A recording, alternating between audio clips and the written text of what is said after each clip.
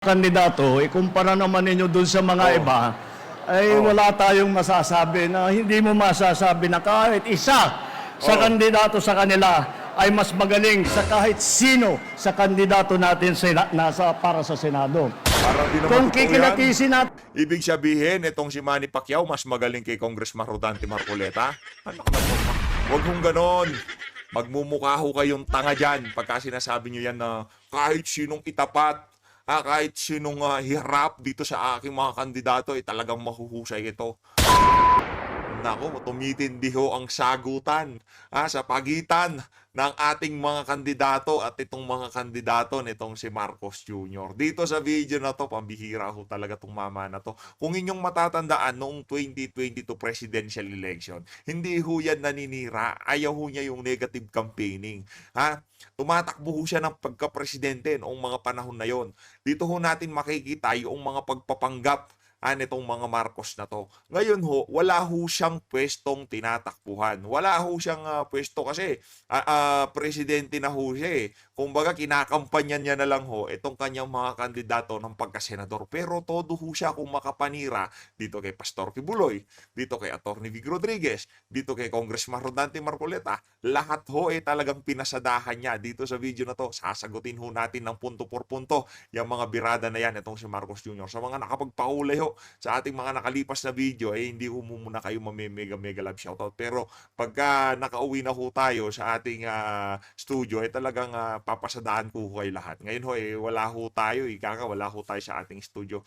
Pero dahil napakarami hong nangyayari sa politika, kailangan ho natin sundutan ng paisa-isa ang upload. Ayun na nga mga kababayan, bago ho natin umpisa ng ating talakayan, isang like at isang subscribe. Masaya na ho tayo dyan sa mga gustong sumali sa ating community. Alam nyo na ho ang gagawin, yung join button, nandyan lang ho sa baba. Ayun na nga mga kababayan, ito ho ang problema natin dito. Kung inyong matatandaan, ang talagang taga-anunsyo nitong si Marcos Jr. pagkapapasok siya sa entablado, walang iba kung hindi yaang si Tony Gonzaga. Tama mali?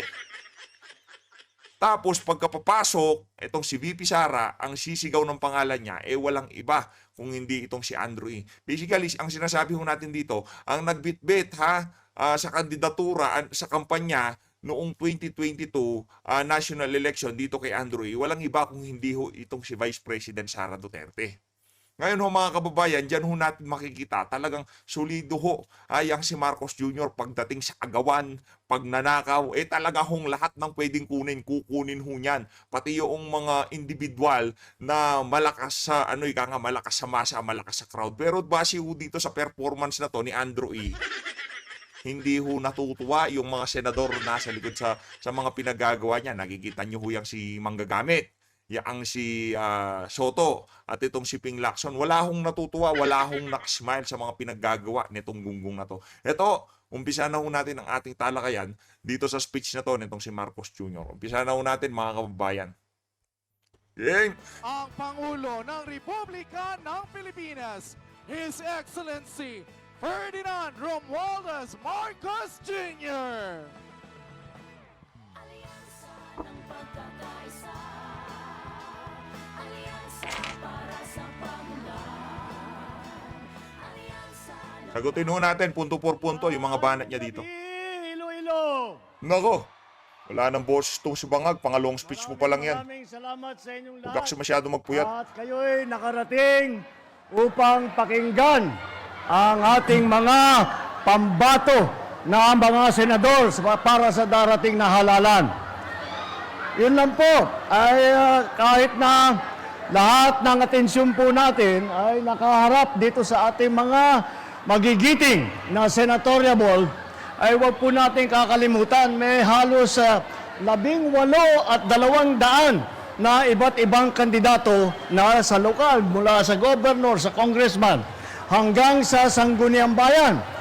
At nabanggit ko po yan dahil pagmamalaki ko na ang alyansa lamang ang samahan na kumpleto ang kandidato sa bawat pwesto na tinatakbuhan ngayong eleksyon na ito sa national hanggang sa pinakamaliit na bayan na sanggunian member. Yan po ay dahil napaka Ang problema dito, kumpleto nga yung iyong lineup, puro bangag naman, puro mga inutil. Hindi ho nila mapuna yung mga kabalbalan ng administrasyon kasi kasama sila sa lineup nitong si Marcos Jr. Ang sinasabi ho natin, kahit nagaano pa kahuhusay yung mga kasama mo sa partido o kasama mo sa lineup, kung kayo ngayon pa lang nakikita na natin na merong nangyayaring kompromiso sa inyong pagtakbo sa kung anumang pwesto ang inyong inaasam-asam sa pamahalaan, hindi ho kayo magiging epektibo. Lalo na itong si Soto, yang si Lacson. Naku, mga walang kwenta ho yan. Wala ho tayong mapapala sa mga yan. Kung si Soto at itong si Senator Philip Salvador, naku, all the way, Senator Philip Salvador. Kung itong si Lacson at itong si Atty. Raul Lambino, all the way, Atty. Raul Lambino ho tayo. Tuloy. Pag tinitignan po natin, ang mga ibang partido, nakakandara pa po sila. At naghahanap sila ng kandidato, hirap na hirap silang kumuha ng miyembro. At hindi nila maunawaan kung bakit ang alyansa, na kompleto po natin yung lineup. Sabihin mo alkansya, hindi alyansa. Walang alyansang nangyayari dyan. Ano? Alyansa ng mga magnanakaw. Alyansa ng mga may saltik sa utak. Alyansa ng mga walang pakinabang sa bayan. Alyansa ng walang gagawin kundi mag-SOP dyan sa Senado. Huwag niyo ho kaming lukuhin, Marcos Jr. Yan ho pala yung pinalabas natin kagabi na kung saan makikita ho natin itong si Bagang, tila Bagang nanlilimos ho ng pagmamahal dyan sa mga kababayan nating Ilonggo. Nandyan ho sila sa Iloilo City Right. Madali lang po ang sagot dyan. Ano? Dahil ang alyansa lamang sa lahat ng mga grupong politiko na kasama sa halalan na ito, ang alyansa lamang ay may panindigan. Hindi ito nagsasama para magtulungan lamang, para tulungan na sila ay mahalal. Sila po. Anong paninindigan meron sila? Paninindigan na hindi punahin yung mga kabalbalan ng administrasyon? Yun ho bang paninindigan ng mga kandidato dyan sa alkansya para sa bagong lipunan? Wala na ho talaga mga kababayan. Pagka yan nanalo, talagang dire-diretso ho ang mga kabalbalan dito sa administrasyon na to. Kasi ngayon pa lang kung hindi sila nakaupo sa Senado, wala na ho tayong naririnig na pagpuna sa kanila sa mga mahalagang issue ngayon sa ating bansa. Budget, kawalan ng trabaho, gutom, kriminalidad. Wala ho tayong naririnig. Ang ibinibida ho nila, 100 batas ang nagawa ko na. Ako yung pinakamahusay dyan sa Senado nung nandyan pa ako, kaya ibalik nyo ako.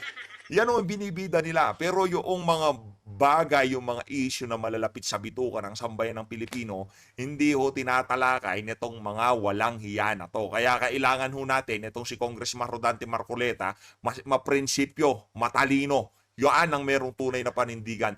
At kung tapang lang mga pinag-uusapan, hindi ho kayo kasali dyan. Ang mga kandidato lang ho namin ang kasali dyan sa dyan sa usapin na yan. Ay may panindigan na sila ay kapit-bisig na tutulong at gagawin ang lahat para pagandahin ang Ba't parang dito sa setup natin dito, parang antikas-tikas ng natin. Parang di na tayo alis dito. Ang ganda-ganda ng setup natin. buhay ng bawat Pilipino at pagandahin ang minamahal nating Pilipinas. Oh. Hindi, ito ho yan.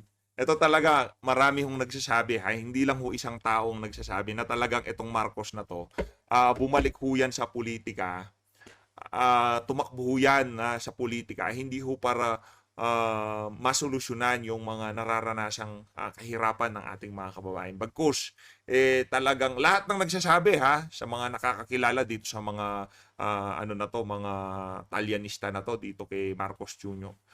Ang sinasabi ho nila, galit na galit daw ho talaga ang pamilya na yan sa sambayan ng Pilipino. Sa mga Pilipino, galit na galit daw ho sila. Dahil dun sa ginawa ng sambayan ng Pilipino sa kanilang pamilya.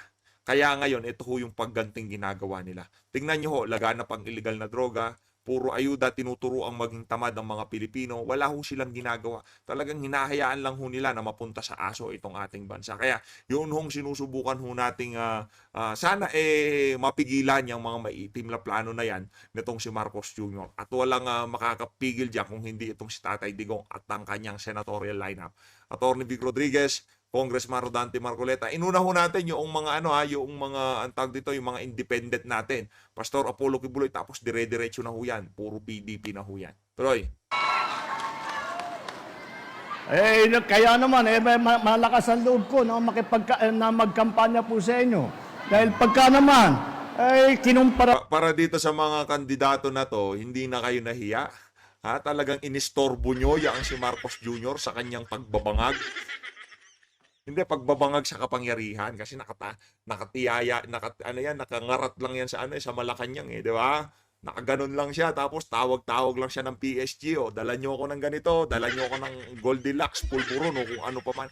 Yun lang ho ang trip niya, talagang puro ano lang ho siya doon. Puro kabangagan lang ho ang ginagawa niya, inistorbo niyo pa siya. Nagpakampanya pa, magpapakampanya na lang talaga kayo sa bangag pa, anak ng toko.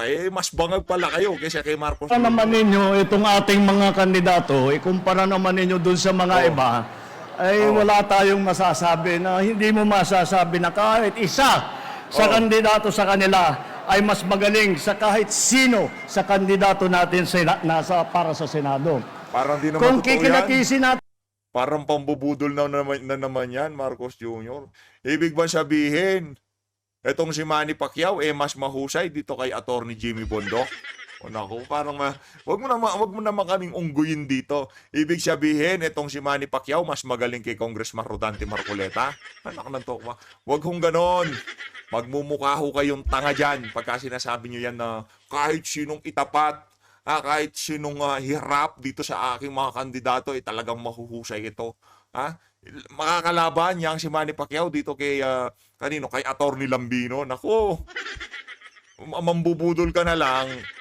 Bumenta na yan. Nakapambudol ka na noong 2022. Hindi nagagana yan ngayong mga panahon na to. Meron kaming kumbaga kontrabudol ngayong mga panahon na to. Binigyan kami ng isa-isang agimat nitong si Tatay Digong. Kaya palapit pa lang ang budol, alam na namin. Palapit pa lang ang BS, alam na namin. Nakikita pa lang namin pagmumukha mo, naku, alam na namin ang gagawin mo. Kaya hindi mo na kami maiisahan. Pagtikilatisin natin ng isa't isa ang ating mga kandidato. Napakatingkad po, napakaganda po, at napakatibay ang kanilang kakayahan. Sila po ang mga Anak to ko. Presidente ba itong nag-i-speech na to? Kahit ako, kaya kong sabihin yung pinaglasan mo. Napakatibay ho, napakatindi ho, napakagaling. Ganyan lang mabisa. Paulit-ulit ka lang, brad Anak ng toko, yan na nga ba sinasabi natin ba? Maganda yung ano mo dito, posing mo dito Maganda posing mo dito, i-snip ko to, maganda to, maganda. Yan. Huli ka. Huli ka bangag. pato natin at sila ay magdadala ng pagbabago. Sila ang magdadala ng kapayapaan dito sa Pilipinas. Ngayon, Magdadala daw ng kapayapaan sa Pilipinas yung mga kandidato. Ano yan? Ano gumagawa ka ba ng grupo ng tagapamayapa? Mga senador ba ang pinapatakbo mo o mga peacemaker? Magdadala daw ng kapayapaan. Akala ko magdadala ng kaginhawaan. Anak ng to, anong kapayapaan? Kung di pa sila mauupo, hindi matitigil ang ipinagbabawal na droga. Naku, baka unahin nila yan dyan sa Malacanang. Kasi balita ho, di ba, doon sa paligid ng Malacanang, doon daw mabenta ang illegal na droga. Di ba, ang daming nahuhuli doon sa paligid ng Malacanang. Kaya kailangan ho talaga, gumawa na ng base ang PIDEA dyan sa tabi ng pinagsama-sama natin ngayon. Lahat itong napakagaling na mga kandidato para sa Senado ay nakaka-impress talaga ang kanilang pinagsama-samang lakas. Nakaka-impress. Kala ko Dahil po, unang-una, tignan po natin ang ating mga kandidato. Walo po sa kandidato natin ay naging senador na. Nandito po, Senator Cayetano, Senator Lacson, Senator Lapid, Senator Marcos, Senator Pacquiao, Senator Revilla, Senator Soto, Senator Tolentino. Naku naman, napakaganda ng mga, pati na ang mga record nila at makikita naman ninyo. Pagka unang araw pa lang na sila'y uupo, pag naluklok sila sa Senado, unang araw pa lang, hindi na Mangungurakot na sila. Unang araw pa lang, may SOP na kagad sila. Kasi alam na nila kalakaran. Huwag mo kaming bulahin, Brad. Yung mga kandidato na yan, na dating senador, wala ng prinsipyo at paninindigan yung mga yan. Kaya sila sumama sa iyo, mantakin mo kalaban kanila nung nagdaang eleksyon. Dahil wala nga silang prinsipyo at paninindigan, ngayon, sumama sila sa lineup mo. Doon pa lang ho mga kababayan, makikita na natin na walang yaya si Lacson at yung si Soto. Kung meron ho kayong, kung tawagin yun sa salitang Pilipino, delikadesa. Kung meron ka nun, kahit papaano, mahiya ka sa sarili mo. Kasi isa sa mga bumibira sa mga bangag na to noong 2022, kagaya nitong si Pacquiao. Kaya nawalan ho tayo ng respeto dyan sa mama na yan, di ba? Pacquiao, Lacson, Soto, kalaban ho nila yan. Kalaban ho nila ang unity team nung nagdaang eleksyon. Ngayon ho, dahil sa kagustuhan nilang makabalik sa Senado, ang ginawa ho nila, sumali ho sila sa lineup nitong si Bangag. Wala ho silang delikadesa. Wala ho silang ni katiting na hiya sa kanilang mga sarili. Hindi na ho sila nagtira. Hindi na ho sila, okay lang, kahit magmukha kaming katawa-tawa, basta manalo kami. Basta mapasama kami sa alkansya para sa bagong lipunan o bagong kabangan. po sila mag-OJT. Alam na nila ang trabaho. Alam na nila ang gagawin nila. Alam na nila ang problema na hinaharap ng ating mga kababayan. At alam nila kung paano gawin para bigyan ng counting tulong ang lahat ng Hindi mo niya matuloy-tuloy yung kanya sinasabi. Hindi mo niya matuloy-tuloy. Nauutal ho matigas ang dila Hindi ka binild para sa mga ganyang klase nga pagsasalita, Marcos Jr. Hindi ka sa masa. Hindi mo naiintindihan ang masa.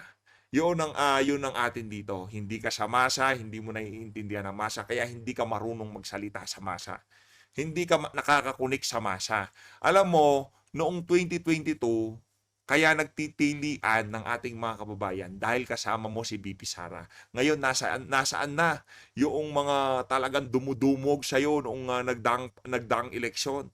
Nasaan na yung mga yung pinagkakaguluhan ka? Yung tipong BBM. Di ba? Marcos, wala na. Nasaan na ho? Ngayon, dumadaan ka, hindi ka napansin ng ating mga kababayan.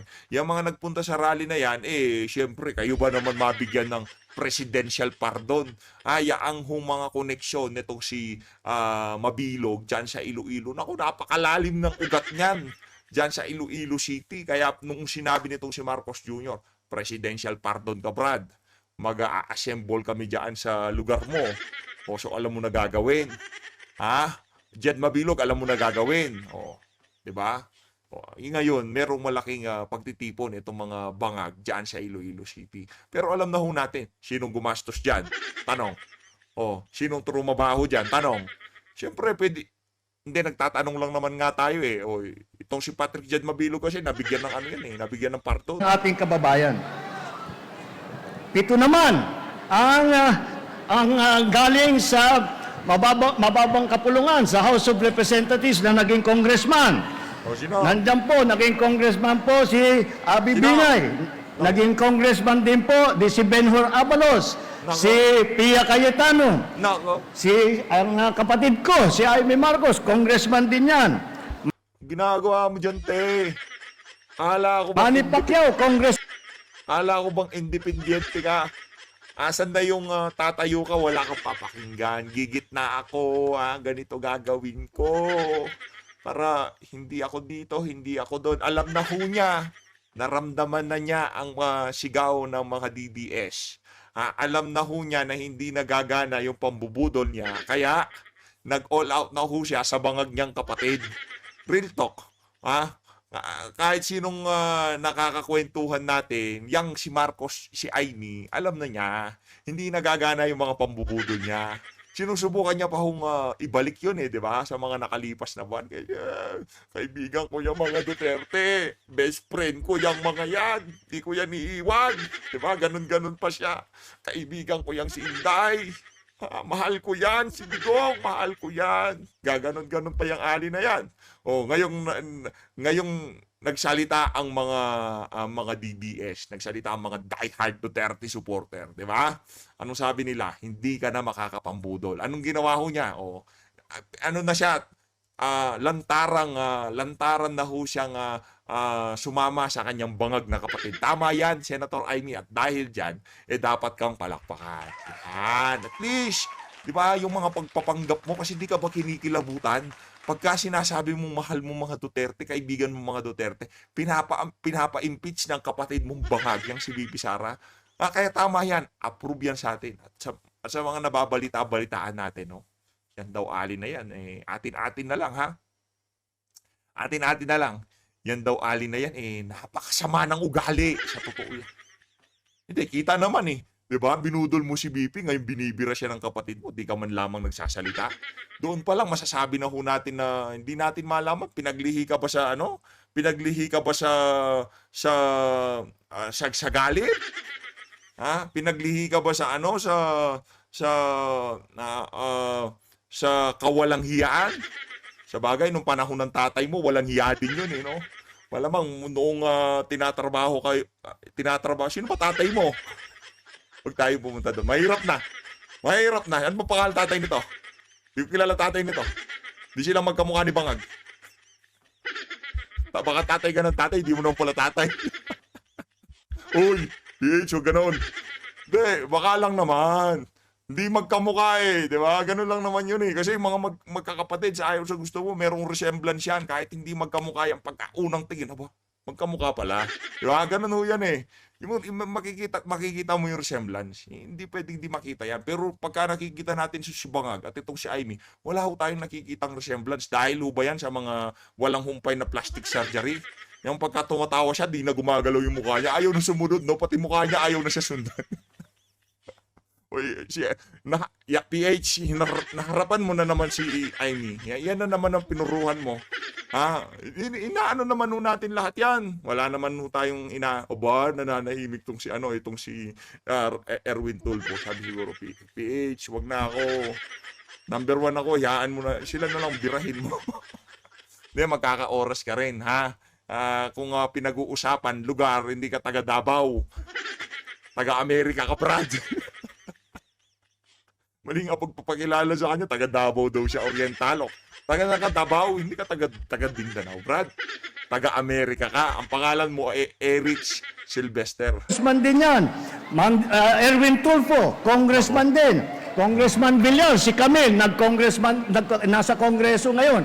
Kaya makita po, kumbaga po sa basketball, napakalalim po ng bangko namin. Wow. Hindi na po sila bagito. At hindi na sila mag-aaral-aral pa. Wala nang pag-aaralan. Alam na nila pasikot-sikot. Magaling na yan magnakaw, di ba? Alam na nila kung paano ibubulsa ang pera ng sambayanan. Galingan mong mangampanya, Brad. Pag nagkataon, nanalo ang lineup namin, yung impeachment na linuto nyo, na pinagkagastosan nyo, kung ako sa inyo, binulsan nyo na lang yung perang pinambayad nyo dyan sa mga congressman na yan na pumirma. Di ba? Ang dami nun, tig 150 million peso kada isa. Sinayang nyo lang. Pag nagkataon, pumihitang tadhana, pumabor sa amin, at sigurado papabor yan, mananalo mga kandidato namin. Lahat ng pinaghirapan yung dalo ni Tambaluslos, at pati kayong dalo ng kapatid mo at yung pinsan mo at yung si Lisa Araneta Marcos, may kalalagyan kayo sa sambayan ng Pilipinas. Tandaan nyo yan. Mark my word. At ang iba, 4 naman dito sa ating kandidato ay umupo sa cabinet position. Nako. Nandyan po si Benhur Abalos na naging MMDA, tapos naging DILG Secretary. Andyan po si Erwin Tulfo na naging kalihim ng DSWD. Senator Ping Lacson ay siya naman ang linagay sa Yolanda Rehabilitation Commission na tumulong pagkatapos na dinaanan po kami sa Region 8, dinaanan po kami ng kalakas-lakas na bagyo. At si Senator Tolentino ay siya naman ay dumaan din, nag-MMDA po. At masasabi ko, nabanggit na po natin ng Yolanda, alam niyo po, yan ang record po ni Senator Tolentino sa MMDA. Nung nasa Leyte kami, nasa Tacloban kami, walang dumadating po na tulong. Ang unang dumating na tulong ay galing kay Senator Tolentino ng MMDA. Kaya Sinungaling. Wala daw dumadating na tulong sa Leyte. Kahit tanungin natin yung mga taga-Tacloban, ang unang nagpunta ang mga Duterte. O yan na naman, panibagong kasinungalingan mo na naman yan. O, nukan ka ng kasinungalingan. Nandun si Tatay Digong, mga volunteer, si Mayor Baste. Yung anak mo ba nagpunta doon? Yang si Sandrong Bangag, nagpunta din ba siya doon sa nag-volunteer ba siya diyan sa Tacloban nung binayo ng Yolanda yang lugar na yan? Si Mayor Baste, isa ho siya ng mga nagbubuhat ng mga body bag. Oh, meron hong mga larawan, merong ebidensya. Oo, mukhang sanggan na, oo, mukhang ewan. Ganyan ho talaga yung mga matitikas. Magkakamukha ho kami ng mga yan, sa totoo lang. No, ganyan ho talaga. Ako talaga, nakikita ko pa lang si Mayor Baste. Magka-vibes kami yan, sigurado. Ibig sabihin magka-vibes, yung parehas kami ng mga trip, sigurado. Parehas ho kami ng mga trip yan, si Mayor Baste. Kahit hindi ko pa siya namimit, feeling ko magkakasundo kami. Ayun na nga mga kababayan, ha?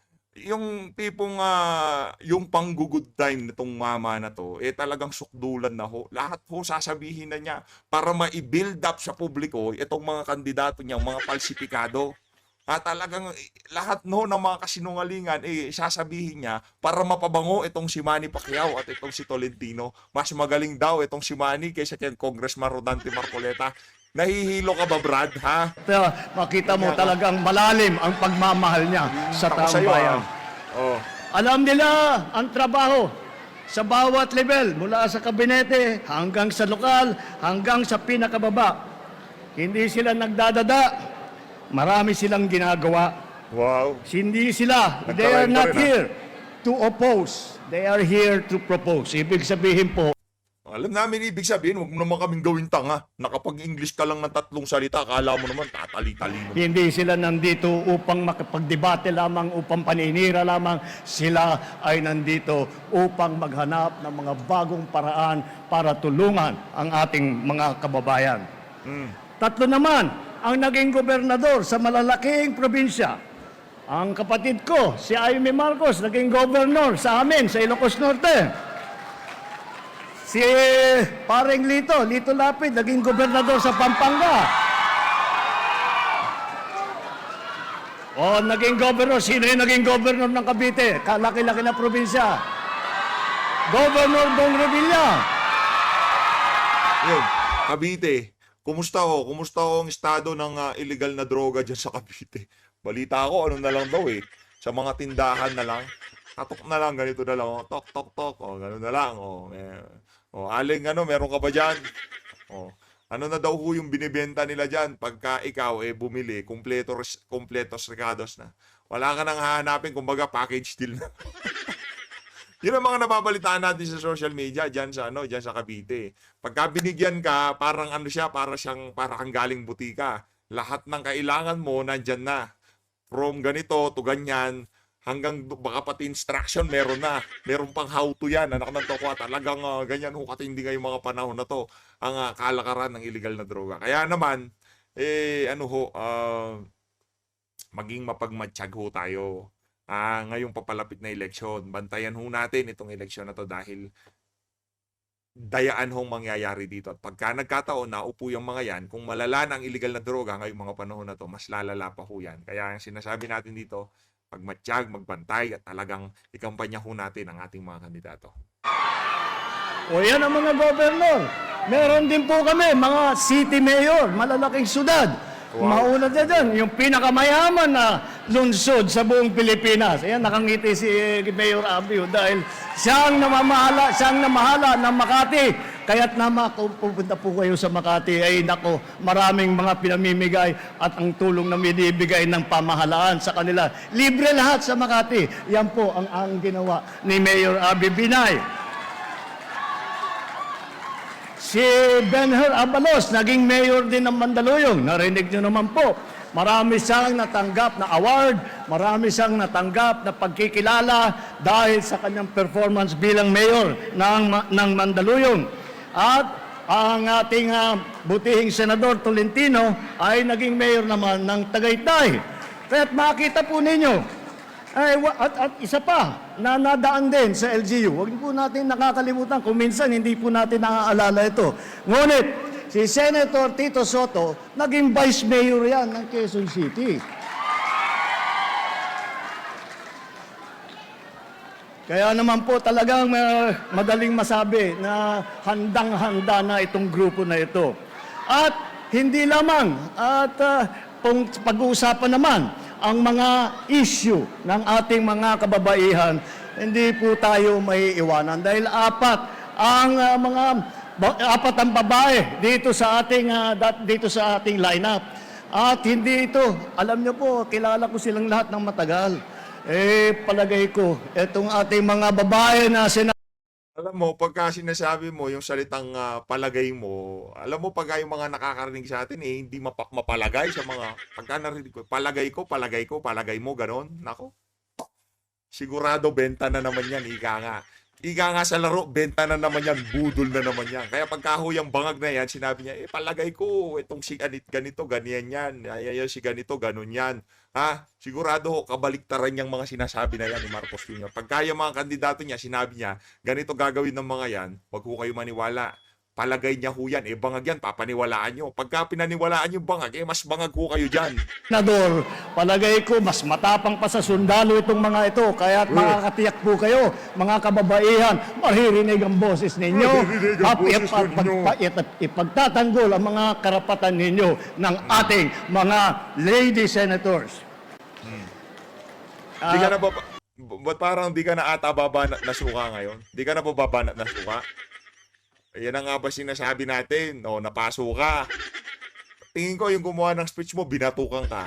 Adlib ka pa kasi di mo naman kaya. Sabaw-sabaw ang utak mo. Adlib ka pa, buwisit ka. Yan tuloy. Nakakuha ng buwelo itong mga kandidato nitong si dating Pangulo Rodrigo Duterte. Di ba? Umikot lang ho ang kanilang minamaliit mo. Kasi ganito ho yan mga kababayan. Kung sinong minamaliit, inaangat. Kung sinong inaangat, nagyayabang, ibinababa. Totoo ho yan. Subok na ho natin yan. Kung sino yung ang liit-liit ng tingin sa'yo, ganito ka lang, ganyan ka lang, hanggang dyan ka lang. Yan, lali. Di ba? Yan, parang ganun ang ginagawa nitong si BBM sa mga pinabili lang kayo na suka. Ganun lang, ganun ang pagmamalit ang ginagawa nila. Kaya ngayon, anong nangyayari sa mga kandidato natin? Tumataas ho sila. Kasi sila, napaka-humble. Ako naman nagdidildil lang ako na suka nung bata ako. Ako naman nagbebenta ng suka. Di ba? Hindi ho nila hindi nila pinandirihan yung tinawag nitong si Marcos Jr. sa kanila. Kaya naman, saludo sa ating mga kandidato. At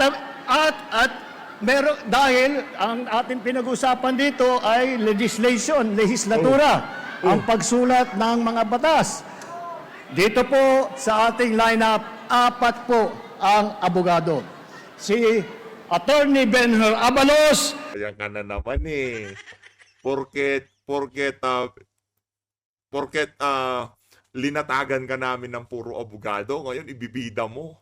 Nung huli kang nagyabang, kasi tinawag mo lang mukhang mga pinabili lang na suka, yung mga kalaban nyo. Pero ngayon binibida mo mga abogado kasi meron kaming Rodante Marcoleta, meron kaming JB Hinlo, meron kaming Raul Lambino, meron kaming Jimmy Bondo, meron kaming Attorney Vic Rodriguez. Lahat ho yun.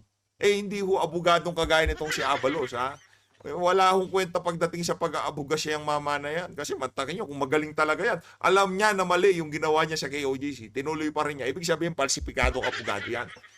Para sa atin. Kasi kung ikaw ay matuwid na abogado, hindi mo gagawin yun. hindi mo kukubkubin, hindi ka maghuhukay, hindi mo sasaktan, hindi ka mananakit. Ano ho yun eh, kumbaga, hindi mangyayari yung ginawa ng kapulisan kung walang utos ng mga nakakataas sa kanila. Police, Chief PNP, DILG Secretary, Presidente. Yun ho ang chain of command dyan sa ano na yan, dyan sa ating kapulisan. Under ho sila ng DILG. At siya ho ang DILG Secretary. Naturing ang abogado, pero nakita nyo ho ang ginawa niyang pagway doon sa mga nangyari dyan sa KOJC. Kaya pagka binidahan mo kami na mahusay na abogado yung si Abalos, baka sampal ko pa sa pagmumukha mo yung Abalos na yan. Attorney Abi Binay, Attorney Pia Cayetano, Nako. Attorney Tol Tolentino. Yan Nako. po, sila Si Tolentino, di ko malaman kung anong pinaglalaban niya sa buhay. Abogado ka na, di ba? Aral pa ho siya ng aral. Di ko naman sinasabing bawal mag-aral. Di ko naman sinasabing ang pag-aaral talagang tuloy-tuloy ho yan. Pero hindi ho natin malaman kung ano pa gusto niyang patunayan sa kanyang sarili. Gusto bang papakita na ako, graduate ako sa ganito, mahusay ako. Hindi ho kailangan yan, sa totoo lang. Baka nga sa galing, natalo ka na ho nitong si Attorney Jimmy Bondo kahit na nag-aaral ka sa Amerika, kung saan-saan. Napaka-weird mo, sir. Ayun na nga mga kababayan, dito na ho natin tatapusin ang ating reaction video. Maraming salamat to sa pag-support sa PH Update. Kahit wala ho tayo sa ating studio, no? Sinundutan lang ho natin kasi yung nag-set sa atin to, oy, PH, di mo pa nagawa ng reaction video yan, pasadahan mo ng mabilisan. Mabilis lang naman hong gawin, kaya binanatan na ho natin. Huwag ko kayo maniniwala dyan sa bangag na yan. As always, maraming salamat po sa pagsuporta sa PH Update. Mag-ingat po kayong lahat. Mahalin natin ang Pilipinas. Maraming salamat mga kababayan. Siyempre, ano ho ngayon araw ng mga puso, di ba? Araw ng mga puso. Happy Valentine's Day. Palakpakan. Yan. Yung mga walang kadate, ganun ho talaga buhay. Di ba? Ang gawin nyo, mag-usap-usap kayo, mag-inuman na lang tayo. Di ba? Mag-inuman tayo ng tubig. Pwede na mag-inuman tayo ng juice. Baka sa isabihin si PH Update naman, parang baka manginginom yan si PH Hindi ho, tubig lang. Tsaka juice, yung favorite natin yun. Mag-ingat ho kayo lahat maraming salamat yung mga pupunta ng mga hotel, pupunta ng mga motel, mag-ingat ho kayo. Proteksyon ang kailangan para sa masaganang kinabukasan. Maraming salamat. Mahalin ho natin ang Pilipinas. Yun, importante ho yan. Proteksyon.